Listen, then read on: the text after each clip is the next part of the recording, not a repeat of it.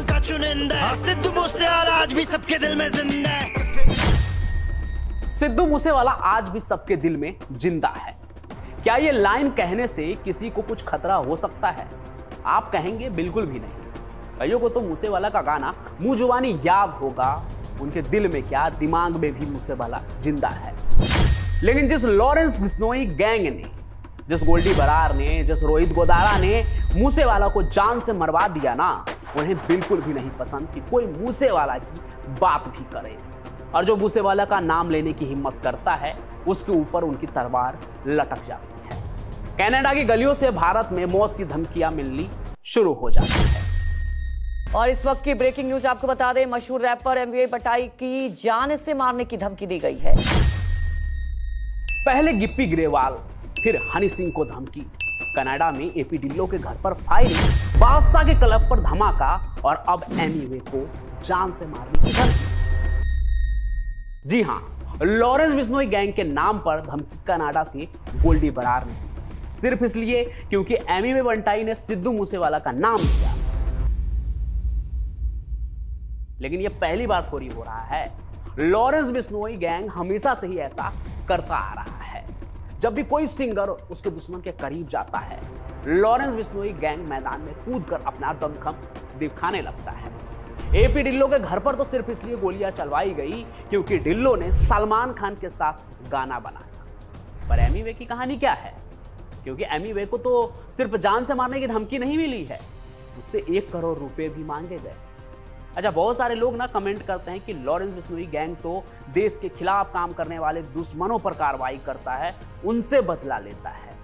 तो जरा बताइए आप लोग, एमिवे ने ऐसा क्या कर दिया जब लॉरेंस बिश्नोई उसके पीछे पड़ गया है? सिर्फ इसलिए क्योंकि उसने कहा अपने गाने में सिद्धू मूसेवाला आज भी सबके दिल में जिंदा है। अच्छा चलिए, पूरी कहानी क्या है वही आपको बताते हैं कि एमिवे कब, कहां और कैसे क्या किया उसने जो लॉरेंस बिश्नोई का दुश्मन बन गया, और अब एमिवे का आगे क्या होगा या फिर लॉरेंस बिश्नोई का आगे क्या होगा, सब कुछ बताएंगे। बस अंत तक इस सफर में आप मेरे साथ बने रहिए। 25 मई 2025 की वो शाम, रैपर एमिवे बंटाई यानी मोहम्मद बिलाल शेख अपने स्टूडियो में था। माइक ऑन था, बीट्स बज रहे थे और उनकी आवाज में एक अलग इमोशन था। उन्होंने एक सपना पूरा किया था, वो सपना जो कभी उन्होंने सिद्धू मूसेवाला के साथ काम करने को लेकर देखा था। अब देखिए, मूसेवाला तो अब इस दुनिया में नहीं रहे। आज से 3 साल पहले कल के ही दिन यानी कि 29 मई 2022 को पंजाब के मानसा में उनकी हत्या कर दी गई थी। लेकिन एमिवे ने उन्हें अपनी तरह से जिंदा किया, एक गाने के जरिए, जिसके बोल कुछ इस तरह से थे कि वो भगवान का चुनिंदा है, सिद्धू मूसेवाला आज भी सबके दिल में जिंदा है। भगवान का चुनिंदा, सिद्धू मूसेवाला आज भी सबके दिल में जिंदा है। अब देखिए, सिर्फ 2 मिनट 33 सेकंड का म्यूजिक वीडियो था वो, लेकिन उसमें एक कहानी थी, एक विद्रोह था, एक वादा था कि लीजेंड्स लिव फॉरएवर।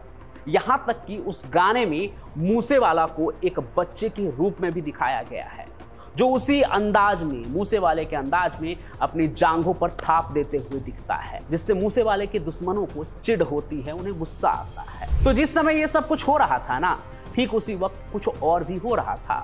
उसी दिन जब ये गाना रिलीज होने वाला था, एमिवे की मैनेजर पूजा कोयला को एक मैसेज आया, धमकियों से भरा मैसेज। और ये मैसेज ना बंटाई रिकॉर्ड्स के ऑफिशियल नंबर पर भेजा गया। कोयला ने जब ये मैसेज पढ़ा तो उसके होश उड़ गए, क्योंकि मैसेज में साफ लिखा था कि अगले 24 घंटे के अंदर, शुरुआत तो ऐसी थी कि मैं गोल्डी बरार बोल रहा हूं कनाडा से, अगर एमिवे बंटाई ने 24 घंटे में 1 करोड़ रुपया नहीं दिए तो उसका खात्मा तय है। इतना ही नहीं, इस मैसेज में एक और नाम सामने आया, रोहित गोदारा, लॉरेंस बिश्नोई गैंग का वही मेंबर जिसका नाम सिद्धू मूसेवाला की हत्या से भी जुड़ा है। वही रोहित गोदारा जो दिल्ली के जिम ओनर नादिर शाह की हत्या में भी इन्वॉल्व हुआ था। और गोल्डी बरार को तो आप जानते ही हैं। 3 साल पहले 29 मई 2022 को जब सिद्धू मूसेवाला की गोली मारकर हत्या की गई थी, उसी के बाद गोल्डी ने हत्या की जिम्मेदारी ली थी। लॉरेंस बिश्नोई गैंग का यही सदस्य जो है ना, वो कनाडा में बैठकर आज भी अपने नेटवर्क के जरिए देश भर में डर का बिजनेस चला रहा है। और उनका अगला शिकार अब एमिवे बंटाई है, जो उनके हिट लिस्ट में शामिल हो गया है। वो उस वक्त स्टूडियो में था, उसी गाने को रिलीज करने के लेकर तैयारी चल रही थी, लेकिन इस बात से वो अनजान था कि मूसेवाला को याद करना उसे लॉरेंस के टारगेट में लाकर खड़ा कर देगा। फिर जब पूजा कोयला ने ये मैसेज दिखाया, तभी ये सब चीज़ तय हो गया कि वो चुप नहीं बैठेंगे। फिर 27 मई को एफआईआर दर्ज हुई, पुलिस को सारी जानकारी दी गई और धमकी देने वाले नंबर की जांच भी शुरू हो गई कि कहां से किसने क्या किया था। पर सवाल यह है कि क्या श्रद्धांजलि देना भी अब खतरनाक हो गया है? गोल्डी बरार और रोहित गोदारा के नाम पर दी गई ये धमकी सिर्फ एमिवे के लिए नहीं है, ये म्यूजिक इंडस्ट्री और क्रिएटिव कम्युनिटी के लिए एक अलार्म है। क्या अब सेलिब्रिटी होना, किसी लेजेंड की याद में कुछ बोलना, कहना जानलेवा बन चुका है? वैसे इस कहानी की एक और परत है जो सिद्धू मूसेवाला के केस से जुड़ती है। अब देखिए ना, 3 साल के बाद भी उस केस की सुनवाई अभी चल ही रही है, कोई नतीजा सामने नहीं आया है। और जिस एमिवे के मामले पर शिकायत दर्ज हुई, उसी दिन बलकौर सिंह ने अब राजनीति में आने का ऐलान किया है। बलकौर सिंह यानी सिद्धू मूसेवाला के पिता, उन्होंने 27 मई को यह ऐलान किया और कहा कि मैं चुनाव लड़ूंगा, अपने बेटे की आवाज को जिंदा रखूंगा, उसकी विरासत को आगे लेकर जाऊंगा। और अब जब एमिवे को धमकी मिल रही है तो सवाल और बड़ा हो गया है, क्या सिद्धू मूसेवाला की विरासत से जुड़ना अब एक रिस्क बन चुका है? गाने खत्म हो सकते हैं लेकिन आवाजें तो नहीं, और शायद यही बात कुछ लोगों को सबसे ज्यादा डराती है। वैसे अगर इस पूरे मामले को आप एक दूसरे एंगल से देखें तो एमिवे तो बस एक जरिया है, जिसके जरिए एक बार फिर से लॉरेंस बिश्नोई गैंग मुंबई में अपनी धमक दिखाना चाह रहे हैं। पहले लॉरेंस बिश्नोई गैंग सिर्फ पंजाबी म्यूजिक इंडस्ट्री को डराकर पैसों की उगाही कर रहे थे, लेकिन अब उसकी नजर पूरे बॉलीवुड पर है, जिन्हें वो पिछले 6 साल से सलमान को धमकी देकर डरा रहा है। एक ऐसे नाम को जिस पर छोटी सी भी आंच आई तो पूरा बॉलीवुड हिल सकता है। और सलमान के वजह से ही लॉरेंस को इतनी फुटेज भी मिलती है और उसका डर आज हर जगह फैल चुका है, जिसका फायदा अब लॉरेंस बिश्नोई गैंग मुंबई में रहने वाले तमाम स्टार्स से उठा रहे हैं, उनको धमकी देकर, अपना डर दिखाकर। हालांकि उसके धमकी देने और पैसे मांगने के पैटर्न में एक चीज कॉमन है, अगर आपने ध्यान दिया हो तो फिल्म और म्यूजिक इंडस्ट्री से अभी वो ज्यादातर उन्हीं लोगों को परेशान कर रहा है जो उनके दुश्मनों से जुड़े हुए हैं, जैसे कि सलमान खान से और मूसेवाला से। जाहिर सी बात है, अभी लॉरेंस अपना माहौल तैयार कर रहा है, उसका पूरा गैंग, ताकि इन फ्यूचर वो बॉलीवुड को पूरी तरह से अपने शिकंजे में कस सके। लेकिन यहाँ एक बात और भी है, कई बार ऐसा भी होता है कि धमकी तो दे दी जाती है लॉरेंस के नाम पर ही, लेकिन उसके पीछे कोई और ही होता है।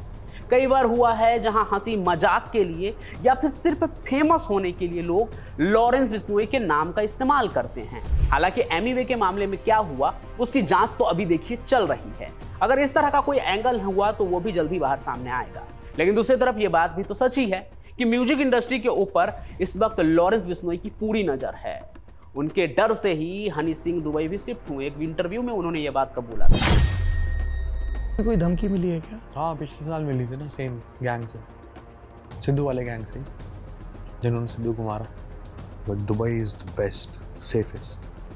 तो आज की कहानी में तो बस इतना ही, लेकिन अगर आप जानना चाहते हैं कि आखिर लॉरेंस बिश्नोई म्यूजिक इंडस्ट्री को ही क्यों टारगेट करना है, इस टॉपिक पर आप कहानी सुनना चाहते हैं मुझसे, तो आप कमेंट में जरूर लिखिए। और बहुत सारे लोग जब कमेंट करेंगे तो मैं उस वीडियो को भी लेकर आऊंगा। आगे आज की कहानी कैसी लगी वो भी कमेंट में बताइए। साथ ही साथ आज की वीडियो को लाइक कीजिए, ज़्यादा से ज़्यादा शेयर कीजिए और हमारे चैनल को सब्सक्राइब जरूर कर लीजिए, ताकि इस तरह की वीडियो जब मैं लेकर आऊँ तो उसका नोटिफिकेशन सीधा आप तक पहुँचे बिना किसी रुकावट के। बाकी मैं पंचम प्रकाश आपसे यूं ही मिलता रहूंगा। तब तक के लिए आपका बहुत बहुत धन्यवाद।